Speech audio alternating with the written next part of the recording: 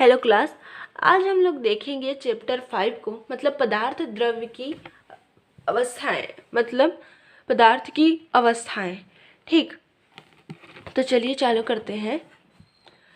Introduction देख लेते हैं। पूर्व की इकाई में हमने अब तक एकल परमाणु एवं अणु की गुणों का अध्ययन किया है, जैसे कि आयनन विभव, इलेक्ट्रॉन ग्रहण, एंथैल्पी, परमाणु का आकार, ध्रुवता इत्यादि के बारे में। किंतु प्रयोगशाला में हम सामान्यतः बड़े पिंडों के गुणों का मापन करते हैं, है ना, जो कि परमाणु या अणु के बड़े समूह के गुण होते हैं, जैसे ताप हो गया, दाब हो गया, आयतन हो गया, गलनांक हो गया और क्या, पृष्ठ तनाव आदि। हम लोग इससे पहले परमाणु अणु के गुण के बारे में पढ़े थे, लेकिन अब हम लोग पढ़ेंगे अणु या फिर परमाणु के समूह के बारे में, मतलब बड़े बड़े पिंडों के बारे में या फिर बड़े समूह के बारे में, जिसके गुण है आपके ताप, दाब, आयतन, गलनांक, क्वथनांक, पृष्ठ तनाव। ठीक, तो इन सभी के बारे में अब हम लोग पढ़ने वाले हैं। पदार्थ के ये जो भौतिक गुण आपको दिख रहे हैं, इनकी भौतिक अवस्था, ये जो पदार्थ की ये जो भौतिक गुण है, ये पदार्थ की भौतिक अवस्था पर निर्भर करते हैं। किस पर निर्भर करते हैं? भौतिक अवस्था। भौतिक अवस्था पर निर्भर करते हैं, इसका मतलब है कि ये ठोस, द्रव, गैस पर निर्भर करते हैं। जबकि पदार्थ के जो भी रासायनिक गुण होते हैं वो भौतिक अवस्था पर निर्भर नहीं करते हैं। ठीक,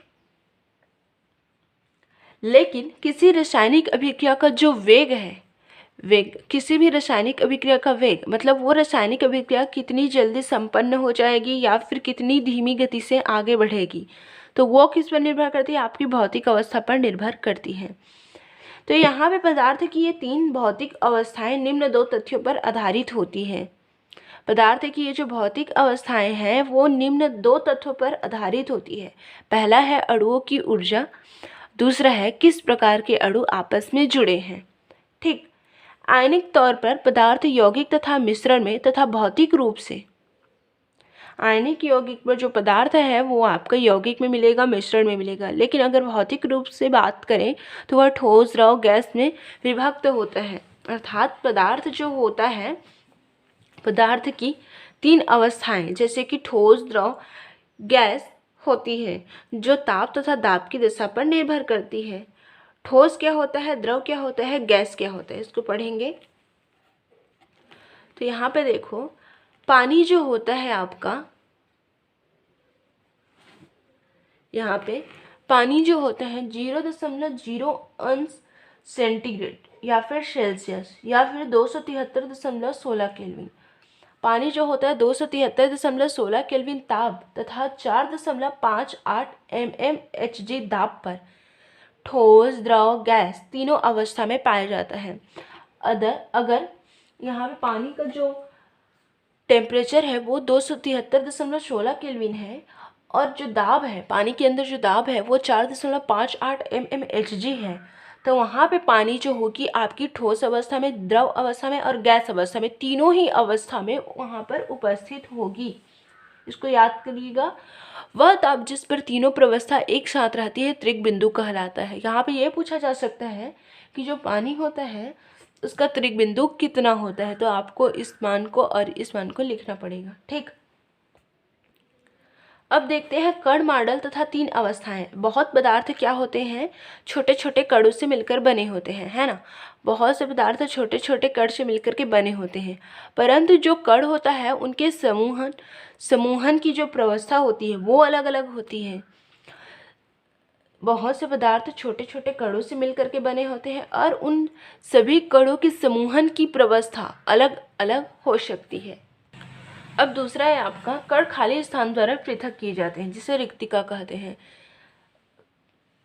कण जो होते हैं वो खाली स्थान द्वारा क्या होते हैं, पृथक किए जाते हैं, और इन खाली स्थान को हम लोग, जो बीच बीच में खाली स्थान होते हैं, उनको क्या कहते हैं, रिक्तिका या फिर वैक्यूल्स या फिर वाइड्स। ठीक, कण एक दूसरे से अंतर क्रिया करते हैं। एक कण दूसरे कण से जा करके क्या हो जाते हैं, जुड़ जाते हैं या फिर उसके साथ कुछ अंतर क्रिया करते हैं, है ना। तथा इस अंतर क्रिया की माप 3 प्रवस्थाओं में अलग अलग होती है। ऊपर दिए गए बिंदु के आधार पर हम पदार्थ की 3 अवस्थाओं को यहाँ पे रखेंगे। तो यहाँ पे देखो, हमें पता है पदार्थ की 3 अवस्था होती है, ठोस अवस्था, गैस अवस्था और द्रव अवस्था। पदार्थ की 3 अवस्थाएं हमें मिलती है, ठोस अवस्था, गैस अवस्था और द्रव अवस्था। ठोस अवस्था में क्या होता है, ठोस अवस्था में रिक्तिका क्या होती है, बहुत कम होती है। पदार्थ की 3 अवस्थाएं होती, जिसमें से पहला है आपका ठोस अवस्था, है ना। ठोस अवस्था में जो अणु परमाणु होते हैं वो कैसे होते हैं, पास पास होते हैं। वो कैसे होते हैं, पास पास, है ना। तो पहला तो हो गया, ठोस अवस्था में अणु या फिर जो परमाणु होंगे वो पास पास होंगे। दूसरा हो गया, इनमें रिक्तिका क्या होती है, वॉइड्स क्या होते हैं, बहुत कम होते हैं। मतलब इनके बीच में जो अंतरकोश की स्थान है वो क्या होता है, कम होता है। और क्या आ जाएगा, इनका आकार क्या होता है, निश्चित होता है। और इनका आयतन भी क्या होता है, निश्चित होता है। इस कारण इनका आकार और आयतन निश्चित होने के कारण इनकी ज्यामिति भी क्या होती है, निश्चित होती है। ठीक, इतना हो गया। और दूसरा देखते हैं, ये तो हो गया ठोस अवस्था। ठोस अवस्था में अणु या फिर परमाणु क्या होते हैं, पास पास होते हैं। और क्या होता है, इनमें जो वॉइड्स होते हैं, मतलब इनमें रिक्तिका क्या होती है, द्रव या फिर गैस अवस्था की अपेक्षा क्या होती है, कम होती है। और क्या होता है, इनका आकार व आयतन निश्चित होता है। इस कारण इनकी जो ज्यामिति है वो क्या होती है, निश्चित होती है। अब देखते हैं द्रव अवस्था को। दूसरा क्या है, द्रव अवस्था। दूसरा है द्रव अवस्था। तो द्रव अवस्था क्या होता है,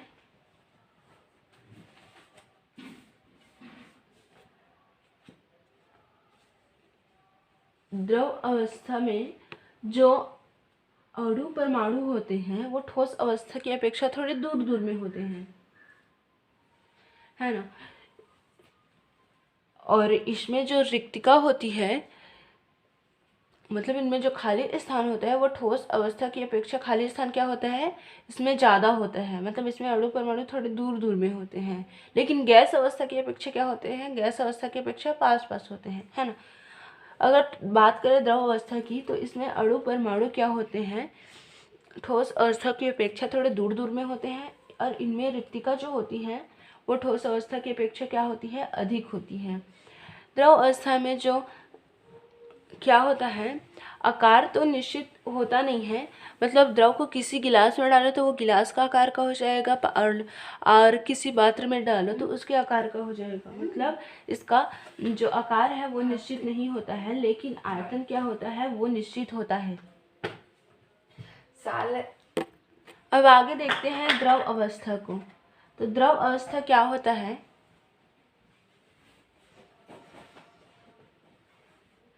जो द्रव अवस्था होता है उसमें जो अणु परमाणु होते हैं वो क्या होते हैं, बहुत दूर दूर होते हैं। इनमें आकर्षण बल क्या होता है, काम नहीं करता है। और इनमें रिक्तिका भी क्या होती है, अधिक होती है। इनका ना तो ये गैस अवस्था है, ये गैस अवस्था है। द्रव अवस्था के बारे में देख चुके हैं। तो गैस अवस्था में क्या होता है, जो अणु परमाणु होते हैं वो दूर दूर में होते हैं। इनमें रिक्तिका भी क्या होती है, अधिक होती है। इनके बीच आकर्षण बल काम नहीं करता है। और ना तो इनका आकार निश्चित होता है, ना ही आयतन निश्चित होता है। तो यहाँ पे हमने देखा ठोस द्रव गैस को उनके अणु परमाणु के बीच उपस्थित रिक्तिका के आधार पर या फिर आकर्षण बल के आधार पर क्या कर सकते हैं, अलग कर सकते हैं। देखो यहाँ पे एक चीज छूटा है, वो है गति। अगर गति की बात करें तो ठोस अवस्था में कौन सी गति पाई जाती है, कंपन गति। कंपन मतलब ये एक, इसके ठोस अवस्था में के जो अणु परमाणु होंगे वो एक जगह से दूसरे जगह तक गति नहीं करेंगे, बल्कि अपने जगह पर भी क्या करेंगे, कंपन करेंगे। ठीक, कंपन। अब जैसे कि इसके कोई अणु है, जैसे कि ये अणु है, तो वो अब एक जगह से यहाँ तक दूसरे जगह में नहीं जाएगा, बल्कि वो क्या करेगा, अपने जगह में ही कंपन करेगा, अपने पास के अणु को या फिर अपने आगे पीछे के अणुओं को क्या करता है, ये कंपन करता है। अगर द्रव अवस्था की बात करें तो इसके जो अणु होते हैं वो क्या करते हैं, गति करते हैं। मतलब एक जगह से दूसरी जगह ये जा सकते हैं। अगर यहाँ पे गैस अवस्था की बात करें तो इसके अणु क्या होते हैं, एकदम स्वतंत्र होते हैं, मतलब एक जगह से कहीं भी ये आ जा सकते हैं। ठीक, तो इस तरह से ठोस अवस्था में या फिर ठोस के जो अणु या परमाणु होते हैं वो कंपन गति करते हैं, लेकिन द्रव और जो गैस के जो परमाणु होते हैं वो क्या करते हैं, एक जगह से दूसरे जगह तक क्या करते हैं, गति कर सकते हैं। ठीक, इसके अलावा हमने यहाँ पे पदार्थ की 3 अवस्थाएं देखी है, ठोस, द्रव, गैस। इसके अलावा चौथी अवस्था होती है प्लाज्मा और पांचवी होती है बोस-आइंस्टीन, जिसके बारे में हम लोग नहीं पढ़ेंगे। ये है प्लाज्मा जो चौथी अवस्था है और पांचवा है बोस-आइंस्टीन संघनन। ठीक, तो ये है चौथी अवस्था, ये है पांचवी अवस्था। अब यहाँ पे देखेंगे अंतरा अणु परस्पर क्रियाएं, मतलब दो अगर अणु हैं तो उनके बीच किस प्रकार की क्रियाएं होंगी जिससे वे आपस में आकर के जुड़ जाते हैं। दो अणु हैं तो वो आपस में किस प्रकार की क्रियाएं करते हैं जिससे वो आपस में क्या होते हैं, जुड़ते हैं या फिर अणु से यौगिक का निर्माण करते हैं। तो यहाँ पे देखेंगे अंतर आणविक प्रक्रियाएं, मतलब अणुओं के बीच की प्रक्रियाएं, अंतर आणविक परस्पर क्रियाएं। पदार्थ में 2 बल उत्पन्न होते हैं, पहला है प्राथमिक बल और दूसरा है द्वितीयक बल। कोई भी पदार्थ है उसमें 2 बल उत्पन्न होता है, प्राथमिक बल और द्वितीयक बल। तो प्राथमिक बल क्या है, प्राथमिक बल उदाहरण के लिए है स्थिर विद्युत आकर्षण बल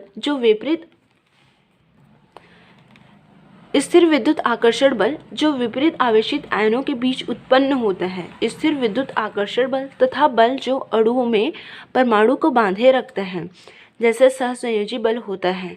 इनके बारे में हम लोग चैप्टर 4 में पढ़ चुके हैं, रासायनिक आबंधन में पढ़ चुके हैं। तो प्राथमिक बल क्या होता है, प्राथमिक बल में हम लोग ले सकते हैं सहसंयोजी बल को। प्राथमिक बल क्या होता है, जैसे कि एक परमाणु जो है दूसरे परमाणु के साथ विपरीत आवेशित आयन से जुड़ा है। मान लेते हैं ये प्लस चार्ज है, ये माइनस चार्ज है, तो यहाँ पे क्या है, यहाँ पे पहला है आपका प्राथमिक बल, स्थिर विद्युत आकर्षण बल जो विपरीत आवेशित आयनों के बीच उत्पन्न होता है, वो क्या है, आपका प्राथमिक बल है। स्थिर विद्युत आकर्षण बल जो विपरीत आवेशित आयन के बीच उत्पन्न होता है, जैसे कि स्थिर विद्युत आकर्षण बल तथा बल जो अणु में परमाणु को बांधे रखता है, जैसे सहसंयोजी बल। तो प्राथमिक बल क्या होता है, मान लेते हैं 2 आवेशित परमाणु है तो उनके बीच जो बंध बनेगा वो क्या कहलाएगा, वो आपका प्राथमिक बल कहलाएगा। मान लेते हैं कोई सहसंयोजी यौगिक है, उनके बीच क्या होता है, अगर उनके बीच आकर्षण बल काम करता है तो वो भी आपका प्राथमिक बल कहलाएगा। दो विपरीत आवेशित आयनों के बीच काम करने वाला आयनिक बंध या फिर 2 परमाणुओं के बीच काम करने वाला सहसंयोजी बंध, ये दोनों ही बल आपके किसके उदाहरण है, प्राथमिक बल के, प्राइमरी बल के। आयनिक बंध भी और सहसंयोजी बंध भी। आयनिक बंध 2 विपरीत आयनों के बीच बनता है, सहसंयोजी बंध क्या होता है, इलेक्ट्रॉन की साझेदारी से बनता है। सहसंयोजी बंध इलेक्ट्रॉन की साझेदारी से। तो आयनिक बंध और सहसंयोजी बंध, आयनिक बंध और सहसंयोजी, ये दोनों आपके प्राथमिक बल में आएंगे। ठीक, तो इन दोनों के बारे में हमने चैप्टर 4 में पढ़ चुके हैं, सहसंयोजी बंध। तो ये दोनों ही आपके प्राइमरी प्राथमिक बल में आते हैं। उसके बाद है आपका द्वितीयक बल।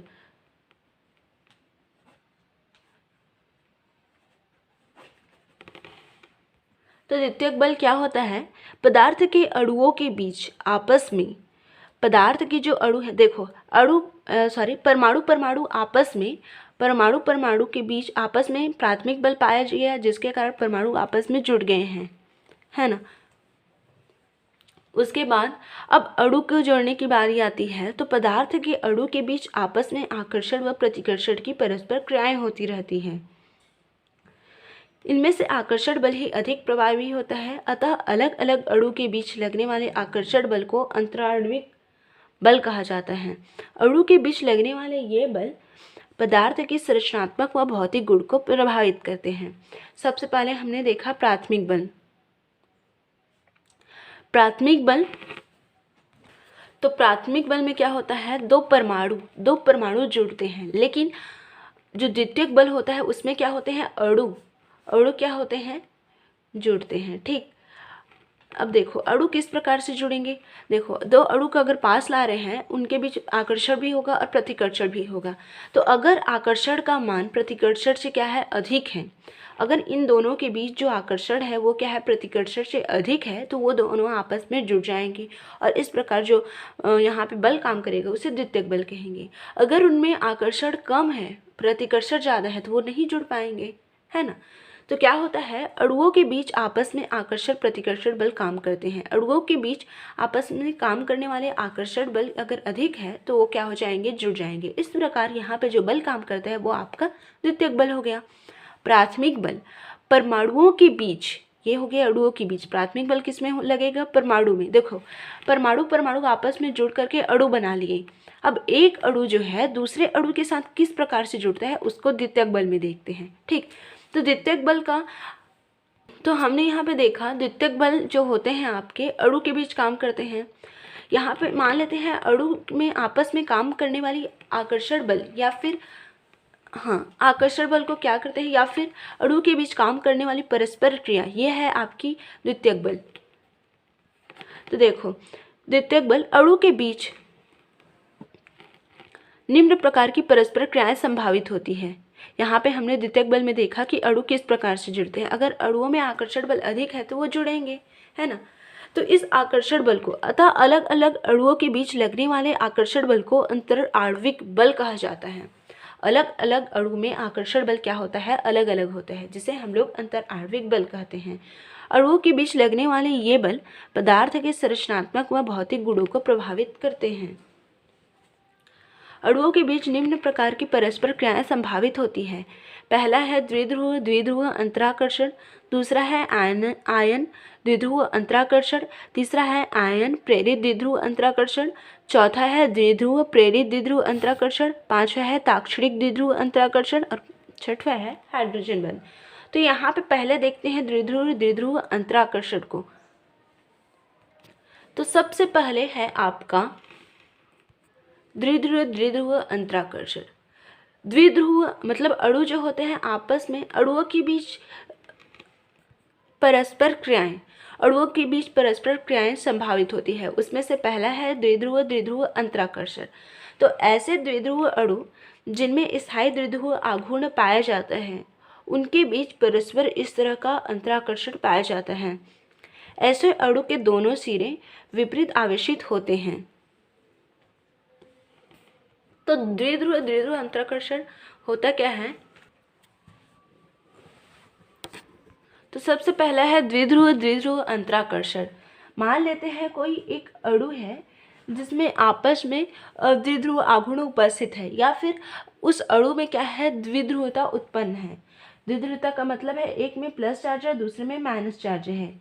कोई एक दूसरा अणु है उसमें भी द्विध्रुव उत्पन्न है, उसका एक सिरा भी प्लस चार्ज वाला है और दूसरा भी क्या है, माइनस चार्ज वाला है।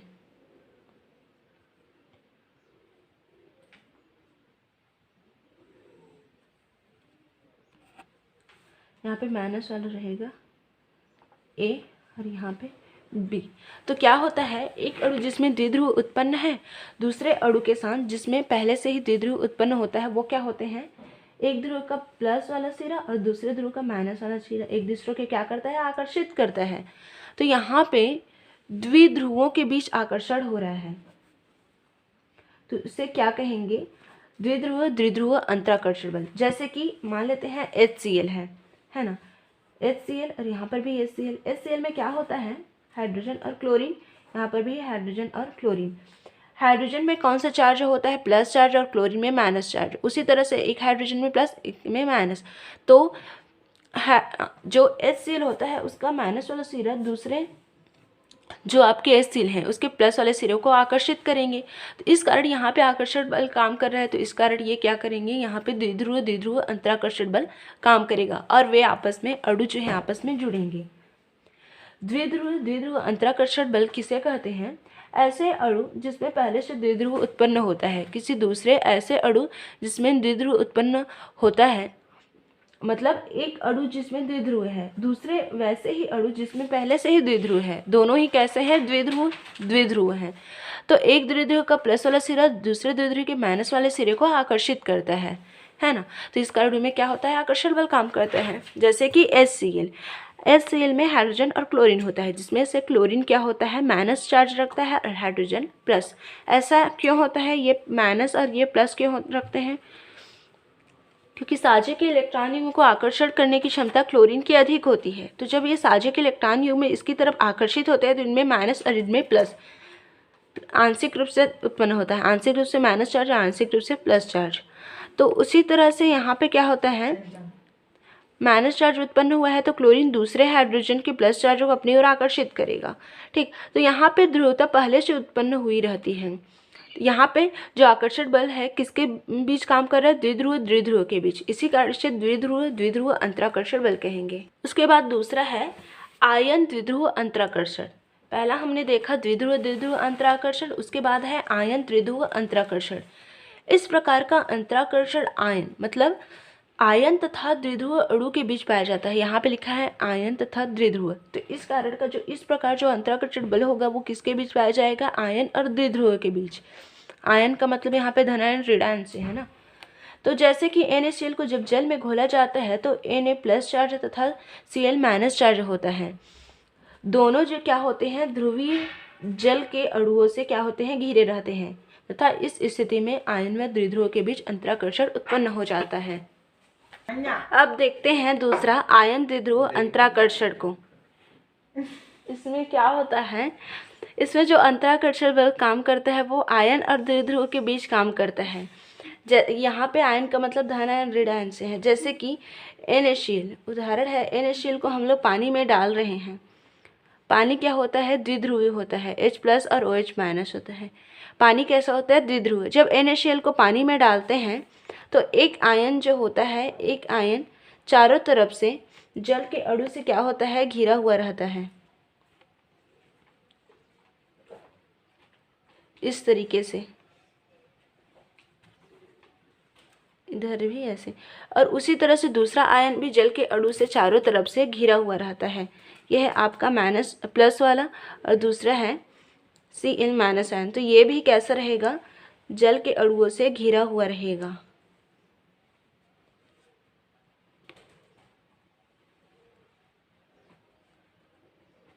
है ना, इस तरीके से। तो आयन द्विध्रुव अंतराकर्षण बल किसे कहते हैं, जब अंतराकर्षण जो है आयन और द्विध्रुव के बीच काम करता है। जैसे कि NaCl को पानी में डालते हैं तो NaCl आपका आयन फॉर्म देगा और H2O क्या होता है, आपका द्विध्रुव होता है, क्योंकि H2O में H प्लस और OH माइनस होता है, जिसमें से दो ध्रुव है, इस कारण ये क्या है, द्विध्रुव है। तो इस तरीके से आप जब NaCl को पानी में डालेंगे तो इस तरीके से संरचना बनेगी। यहाँ पे जो आयन है पूरी तरीके से चारों तरफ से H2O से घिरा हुआ है। यहाँ पे Cl माइनस आयन भी H2O से क्या है, घिरा हुआ होता है। ठीक,